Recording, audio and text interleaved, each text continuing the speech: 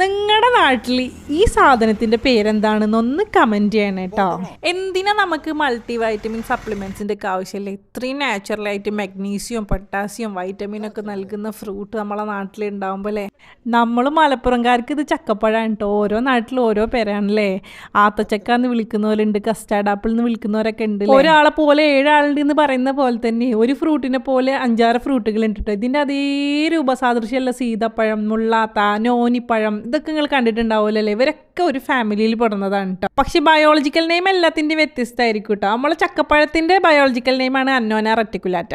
ഇതിൻ്റെ ഗുണങ്ങളേറെയാണ് കേട്ടോ. ഞാൻ ഫസ്റ്റ് പറഞ്ഞ പോലെ നമുക്ക് മൾട്ടി വൈറ്റമിൻ്റെ ആവശ്യമേ വരുന്നില്ല കേട്ടോ. സ്കിന്നിനായാലും ഹെയറിനായാലും ഗർഭിണികൾക്കായാലും അതുപോലെ തന്നെ ഛർദി, മലബന്ധം ഇങ്ങനെയുള്ള ഒരുപാട് അസുഖങ്ങൾക്കൊക്കെ ഇത് ഉപകാരപ്പെടും. അതുപോലെ ഇതിൻ്റെ ഇലയും വേരും തോലിയും എല്ലാം ഔഷധ ഗുണമുള്ളതാണ് കേട്ടോ. എല്ലാവരും വീട്ടിലും കാണില്ല. ഇനി ഇല്ലാത്തവരൊക്കെ നഴ്സറി പോയിട്ട് തൈ മേടിക്കുക, അല്ലെങ്കിൽ ഇതുപോലെ ഒരു ഫ്രൂട്ട് മേടിച്ച് കഴിച്ചിട്ട് അത് മുളപ്പിക്കുകയോ ചെയ്താൽ മതി കേട്ടോ. അടിപൊളി ടേസ്റ്റാണ്. അത് മാത്രമല്ല, ഒന്ന് കഴിച്ചാൽ മതി വയറെന്ന് അറിയാൻ വേണ്ടിയിട്ട് കേട്ടോ. ഞാനിങ്ങനെ വിൽക്കുന്നത് എവിടെയും കണ്ടിട്ടുണ്ടെങ്കിൽ കേട്ടോ. ഇത് നിങ്ങൾക്ക് പുതുമയുള്ള കാഴ്ചയായിരുന്നു കേട്ടോ. അപ്പോൾ വീഡിയോ ഇഷ്ടപ്പെട്ട ഫോളോ ചെയ്ത് സപ്പോർട്ട് ചെയ്ത് കൂടെ കൂടിക്കോളിട്ടോ. അപ്പോൾ നമ്മൾ കൊണ്ടുപോയ ഫ്രൂട്ട് ഒരു 2 days കഴിഞ്ഞപ്പോൾ പഴുത്തിട്ടോ. അപ്പോൾ നല്ല ടേസ്റ്റ് ചെയ്യുന്നു കേട്ടോ ഫ്രൂട്ട് കഴിക്കാൻ വേണ്ടിയിട്ട്.